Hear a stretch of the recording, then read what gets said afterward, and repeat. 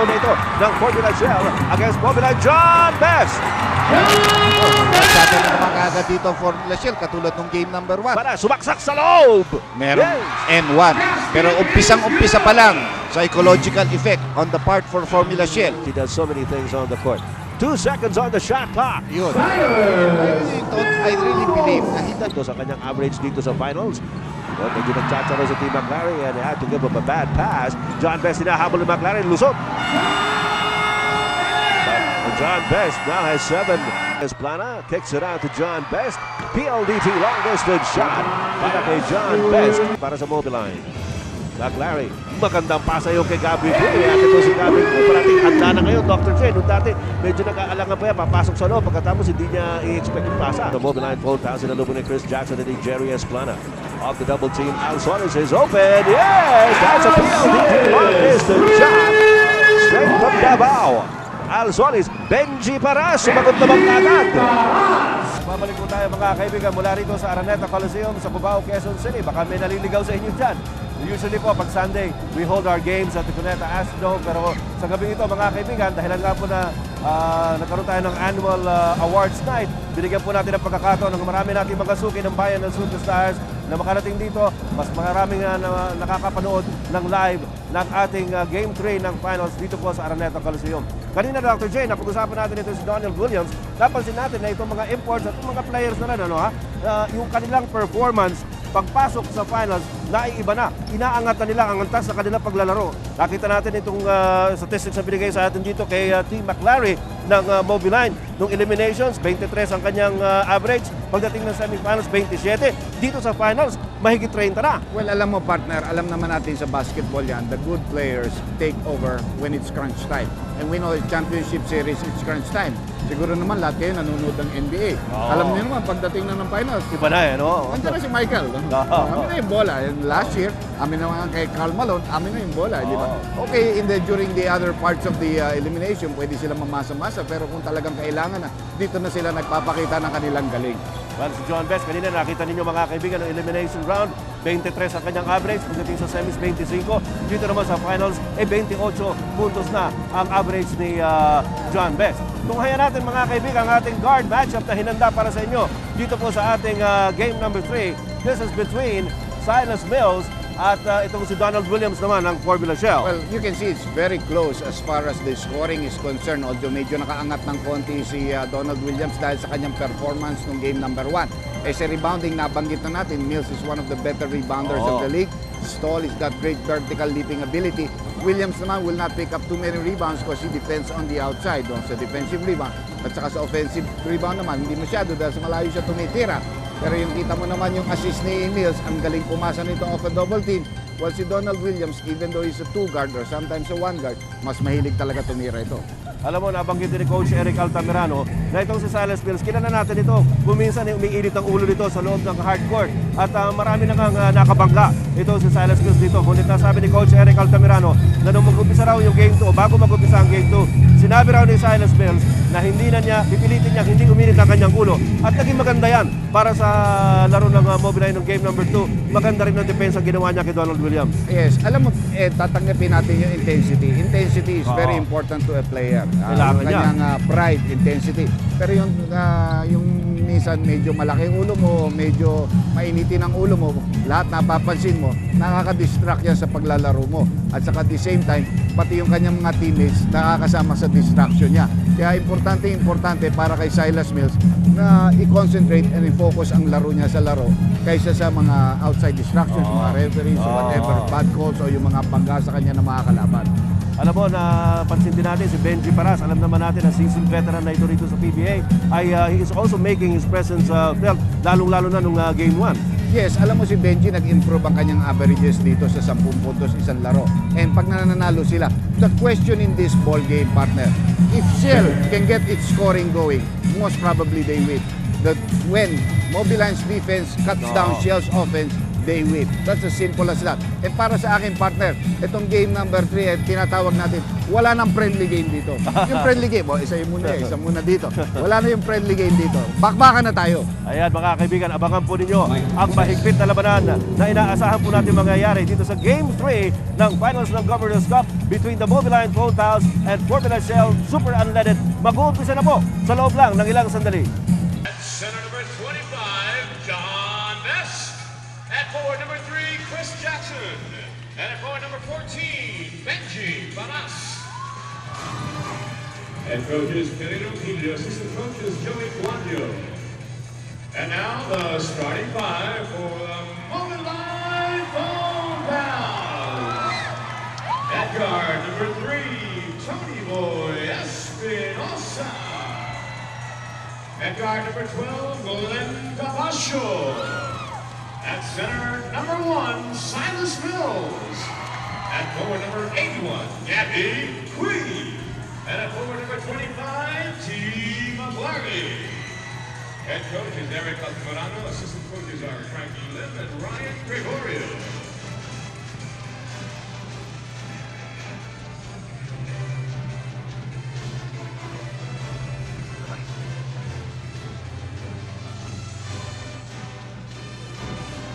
Handang-handa na po ang lahat mga kaibigan para sa pag-uumpisa ng pangatlong sagupaan ng Shell at ng Mobiline para po sa Governor's Cup Championship. Yan po mga starting units at narito na ang umpisa ng laro. Gabby Quay recovers the ball para sa Mobiline Phone Pals. Kasama niya si Tony Boy Espinosa, Glenn Capascio, T. McLary at Silas Mills. Para naman sa Formula Shell, Jerry Esplana, Benji Paras, Chris Jackson, John Best at si Donald Williams. Ayan si Best. Naagawan ni Tony Boy Espinosa. Nakuha muli ni Benji Paras. Paras, sumaksak sa loob! Merong N1. Pero umpisang-umpisa pa lang, psychological effect on the part for Formula Shell. Pinalitan nila kanilang starting five. Okay, si Jerry Esplana imbis na si Noy Castillo. Gusto niya yung matchup ni Jerry against Espinosa. Saka ayaw niyang pumutok ulit si Tony Boy Espinosa. On the second hand, si Benji Paras imbis na si Victor Pablo. Importante yan dahil kung si Glenn Capascio ibabantay kay Benji Paras at the post, papatayin ni Benji yan. Asagasaan ni Benji Kung si Paras. Mills, if they will insist on using Mills on Donald Williams, ang babantayan ni Capascio kung hindi si Benji Paras, si Chris Jackson. Medyo matindi ang labanan ng gano'n dahil mas di hamak na maliit si Glenn Capascio doon sa dalawang player na yun. Samantala, Silas Mills versus John Best. Para sa Mobiline. Natapit na naman ang bola. Pangalawang agaw na ito ng Formula Shell against Mobiline. John Best! Masyado na naman agad dito ang Formula Shell katulad ng game number 1, 5-0 lead. Yan ang gustong-gusto gawin ng Formula Shell. Dr. J, nabanggit mo nga yung opensa ng Formula Shell. Pag gumana ito at hindi makareact ng gusto ang depensa ng Mobiline Phone Pals, patutulugin ng Shell itong Mobiline. Silas Mills, nabantayan na maigi ni John Best at ni Benji Paras. Pero foul na tatawagin on Benji. That will be his first personal foul. Agresibo ang umpisa ng Formula Shell dahil alam mo naman scoring team yan. The more points they can get on the fast break, the better for this team. The better control that they have of the kind of game na gusto nilang ilaro. Napag-usapan natin kanina yung turnovers o points off turnovers ng Mobiline na napakalaki nung game number 2. Pero dito, ang Formula Shell ang rumaratsyada sa points off turnovers. Nakakadalawang turnover nito Mobiline. Parehong umiscore doon ang Formula Shell. John Best takes it inside up against 2-0. Medyo madaling tira sa kanya, hindi niya nakita yung magandang parte ng banda. Na madaling, we have some pushing between Jackson and McLary. Ayun, dumating na ang bola papunta kay T. McLary. Mukhang mahigpit ang depensa ngayon ng Formula Shell, Dr. J. Well, alam naman natin sa Championship Series kasamang Ed na the referees give you a little bit more body contact. If you foul, if you use your hands, they'll call you a foul. Pero kung body-body, championship yan eh. Talagang laro ito ng basketball eh. Sabi nga ni Senator Jaworski, hindi naman po pwede itong tapikan lang.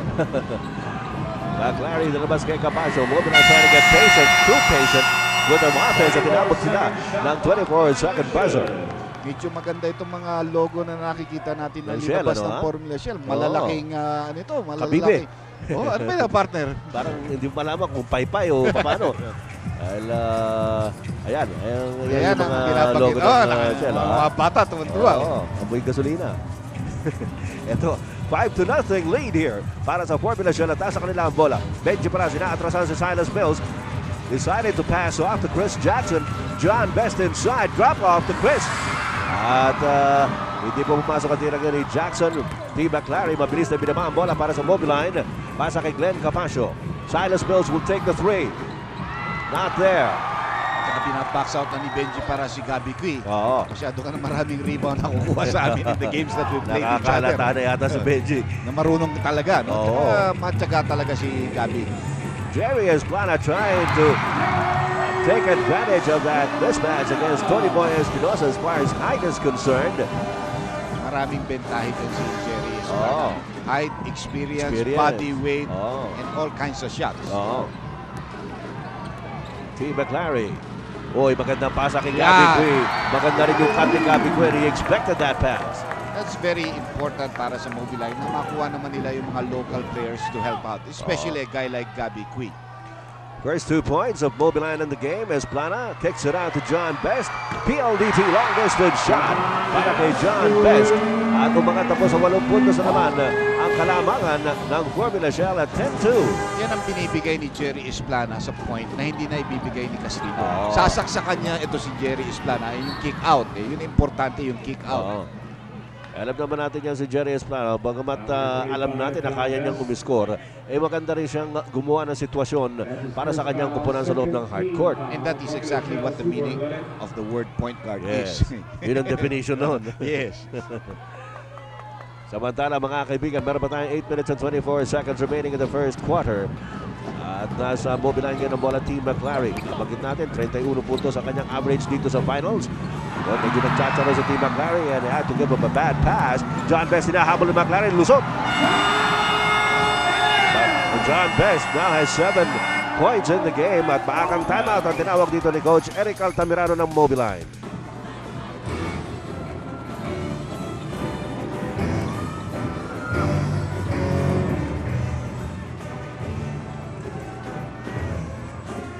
For those who appreciate quality, Outlast Battery, winner of International Award for Quality.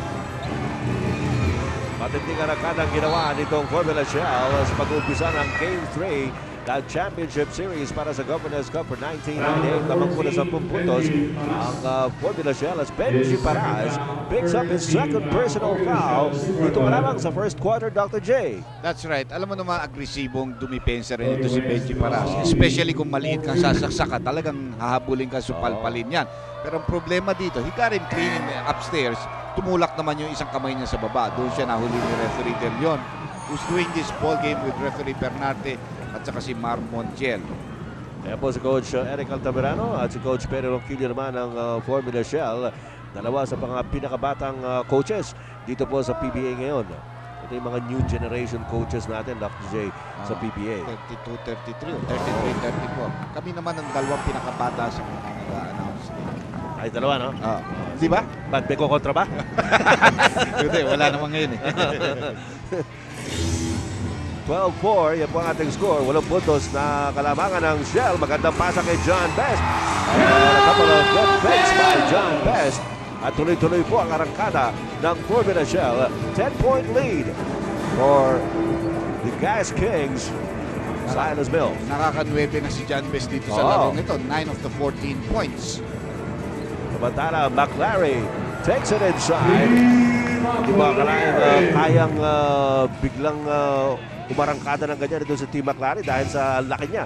Maraming pinapakita sa atin yung player na Oo. yan. Ngayon, tumitira sa labas pa sa 3-point territory, sumasaksak galing sa labas. We have a case of hand-checking foul called Oo. against. Medyo hinook niya si Chris Jackson. Ito si Team McClary. Illegal defense kung saan Yun, legal defense. Committed by number 81, Gabby Cui. First offense is a warning. Ay, akala ko si Team McClary dahil siya kaagad ang nag-react dahil medyo nagkatulakan silang dalawa ni Chris Jackson at bigla nadinig yung pito. 14-6 is our score. 8-point lead para sa Shell. Nakita niyo naman ang field goal story. At nakakalimang attempt pa lamang itong Mobiline. Samantala, Donald Williams masyado malakas ang tira. John Best nasa ilalim. Kinabas na naman kay Williams. They've got a fresh 24-second shot clock. John Best! Usok si John Best dito. Nakakadalawang PLDT long distance shot nito. Sabay senyos pa sa coach niya. Oo. Thumbs up thumbs up. Mukhang ramdam na ramdam nitong si John Best na he is in the zone. Ang sama ng tira na yun ni Silas Mills. Nakita ni Yun Benji si John mababang Best pase. Oo. Medyo nagalagan si Benji. Actually, John Best was ahead of the pack in that particular play. Silas Mills sa ilalim. Merong foul na tatawagin si referee Montiel. At Number 25, John Best. John Best His ang second foul. makakakuha ng kanyang pangalawang personal foul din dito po sa labang ito in the first quarter. Silas Mills shooting for 2.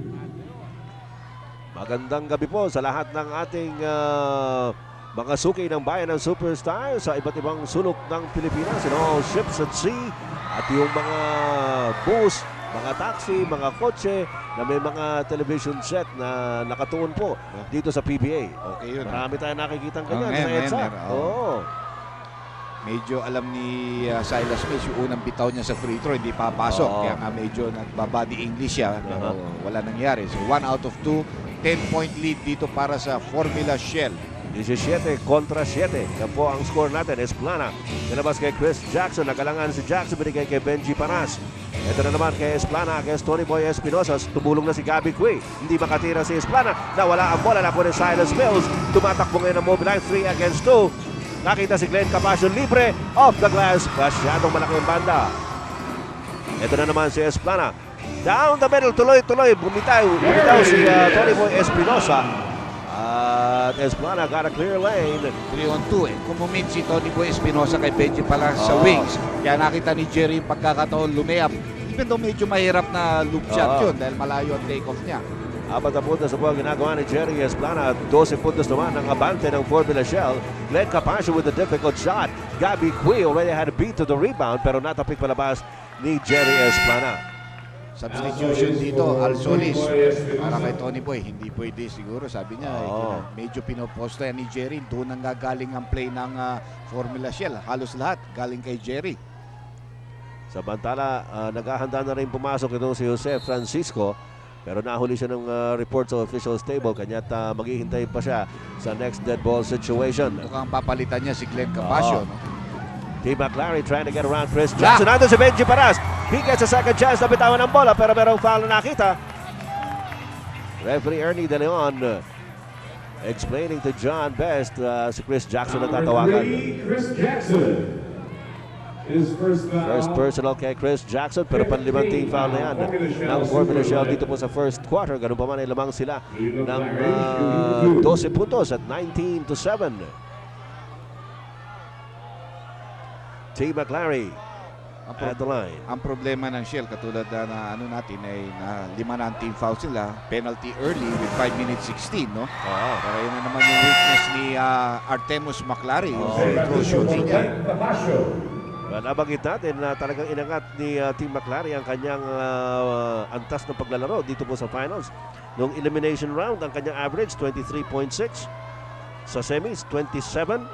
At sa finals dito, 31.5 ang average points ni Team McLary. At ganoon din ang kanyang rebounding. Eliminations, 9.4. Semis, 10. Pagdating sa finals, 13 na ang rebound na kinukuha Pabuti ng pabuti. ni Team McLary. Para Oo. aumento, no? Oo. Donald Williams, pinabantayan ni Jose Francisco. Benji Paras with a set shot. Wala. Nakuha na naman ni Benji.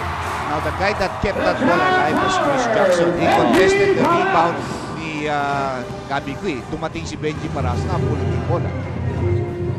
At ito, 13 puntos na po ang kabante ng Formula Shell. Illegal defense. Legal defense on Formula Shell. Natawag yan Super on Athlete, illegal by number defense 21, on Donald Williams. Formula First Shell. Jose Warning. Pero dinisat na naman ang shot clock ng Mobile 9 to 24 seconds. The Pistolero, Jose Francisco, binabantayan ni Donald Williams. Silas Mills against John Best. Etong si Silas Mills ang medyo bumaba naman ang kanyang points performance compared to the elimination and semifinals stages. Pero alam natin na importante yan si Silas Mills because he does so many things on the court. 2 seconds on the shot clock. Yun. I really believe na he doesn't take as many shots as he used to do in the elimination and semis. Ito parang bawas na bawas at piling-pili ang tinitira ni Silas Mills. Ito na naman si Jerry sa labas. Nagamit yung screen. Nabanggit mo nga, ito sa Silas Mills, tumaas naman ang kanyang assist sa average. Pero ito, he takes it to the hole at makakakuha siya ng foul. Nung elimination round, sa Silas Mills, uma-average lamang ng 6.3 assists per game. Umakyat yan sa 7.3 no semifinals. At dito sa finals, in the first 2 games, he averaged 8 assists a ball game. Well, 4:04 left dito sa ating first quarter. Biglang rumatsyada ito si Silas Mills sa basket. Nakakuha ng personal foul ni Jackson. Pangalawa na rin ni Chris Jackson yan. You've got 3 big men ang Formula Shell with who you would say in foul trouble. Because these are key players with 2 personal fouls apiece. Maagang-maaga yan. At kung magkamisa, nagiging excess baggage yan sa utak ng isang player. Pagka nagkaroon ka agad ng dalawang sunod na mga fouls sa isang laro, lalong-lalo na pagka ganitong championship. Silas Mills is 2 out of 4 from the free throw line. Something rare dahil magaling talaga tumira ng free throw ito. Ito si Williams ngayon, binabantayan ni Boy Francisco. Double team on him, Jerry Esplana. Nilabas kay Chris Jackson. Wala. And T. McLary grabs another rebound para sa Mobiline. McLary, magandang pasa yung kay Gabby Gray. At ito si Gabby Gray, parating handa na ngayon, Dr. J. Noong dati, medyo nag-aalangan pa yan, papasok sa loob, pagkatapos hindi niya i-expect yung pasa. Well, the reason that play happened was Benji Paras did not come down on defense quickly. He lagged behind. His man was Gabby Gray, who went to the basket. Kitang-kita ni McLary yung nakuman si Gabby Gray. Meron pa rin 8 puntos na kalamangan ng Formula Shell dito sa first quarter, 21-13. Donald Williams, nabigyan ng pagkakataon for a 3-point shot. Wala, Benji Paras gets another offensive rebound. Si Benji Paras meron ng 7 puntos. He is second only to John Best, who has 12 in the game so far. Well, ibang-iba linalaro ni Benji Paras dito, lalo na coming out as a starting 5 player. Yes. Nabanggit mo nga, isa yan sa mga adjustments na ginawa ni Coach Perry Ronquillo. Silas Mills, nabitawan ang bola off the double team. John Best, nakadikit pa rin si Silas Mills sa kanya. Binigay kay Williams. Hindi makatintakon, nadulas pa. Whoop! T. McLary ends up with the basketball. Binigay kay Al Solis. He sees Silas Mills inside. Fancy pass to San Francisco. Pero, may traveling. At that basket will be nullified. Meron tayong timeout ng Formula Shell. Nagbabalik po ang game number 3 ng championship para sa 1998 Governors Cup ng PBA. Mula po rito sa Araneta Coliseum sa Cubao, Quezon City. Linggo po ngayon pero narito po tayo sa Araneta sa Cubao. Samantala mga kaibigan, we have our colleague Ria Tanuaco on standby ito po sa harapan ng bench ng Mobiline. Ria, what have you got? Ed, bago nag-umpisa yung game na to, I spoke with the coaching staff of Mobiline. I asked if they felt that the momentum was going their way dahil nanalo sila nung Friday. And they said, hindi naman masyado, mas overwhelming yung fact na dalawang players sila nanalo ng awards kanina. They said that they don't plan on relaxing at all. Kasi alam nila si Coach Perry Ronquillo ng Shell ay gagawa ng maraming adjustments. And it looks like they have a lot of work to do. Ed? Well, ngayon ang nagiging sitwasyon, Ria, sapagkat 10 puntos pa rin ang hinahabol itong Mobiline Phone Pals. However, namintis yung free throw. Paano nawala yata yung mikropono ni Dr. J. I-adjust yan ang ating mga technician maya-maya. Samantala mga kaibigan, we have 2 minutes and 14 seconds remaining in the first period. At ito ngayon si Donald Williams. Jackson to John Best. Long shot, wala. T. McLary para sa rebound. McLary ngayon, ang bola para sa Mobiline Phone Pass. Sinalubong ni Chris Jackson and Jerry Esplana. Off the double team, Al Solis is open. Yes! That's a PLDT long distance shot. Straight from Davao. Al Solis, Benji Paras, sumagot naman agad. Ito ang tayo ng ating mga kaibigan at medyo nagkakaproblema si Dr. J sa kanyang microphone. Samantala, 1 minute and 35 seconds remaining in the first quarter. At ito si T. McLary. Napay kanya si Chris Jackson doon. Magandang galaw T. McLary for his 5th point in the game. Testing. Ayun, meron na. Yeah. Kanina naririnig kita pero walang lumalabas na boses ko eh. Oo nga. Kaya naman pinaliwanag ko. Baka akalain nila binatabad ka lang. Masama yun. Hindi naman ganun si Dr. J. Hoy, magandang pasa kay Benji. Nandun si Silas Mills. Kaya binali ni Benji yung tira. John Best nasa ilalim din. And it's outside for Mobiline. So, a little overpassing ang ginagawa doon ng Shell. No? Medyo panira na sa ilalim, pumapasa pa sila. Yung depensa ng Mobiline, sumisikip na sa gitna. Less than a minute remaining dito po sa ating first quarter ng Game 3. Al Solis nakatingin kay Silas Mills. Kanina pa nakakabag doon si Silas Mills sa pasang yun. Nag-rotate sila ng tama ron and they've cut the lead down to only 5 right now with 41 seconds left dito sa ating first quarter. Mukhang bibigay yung depensa ng Formula Shell na nakakascore na sa loob itong Mobiline. Samantala si Donald Williams naghahanap pa rin ng kanyang first 2 points in the game. Benji Palas, ibang klase talaga pero hindi pumasok ang tira. Alam mo, hindi nagpapalit kasi ng tao si Perry Ronquillo. Medyo pagod na rin yung mga ibang player niya doon dahil ka-double teaming nila all over the place. Batid niya, kaya kanina nalilibre si Al Solis sapagkat si Jerry Esplana ang double team kanina. Samantala, T. McLary, 4 seconds to go in the first quarter. Lets it go. Wala. Jerry Esplana napulot ang bola. At dyan po magtatapos mga kaibigan ang unang yugto ng labanang ito sa Game 3 ng finals between Formula Shell and Mobiline. Lamang ang Shell ng 5, 25-20.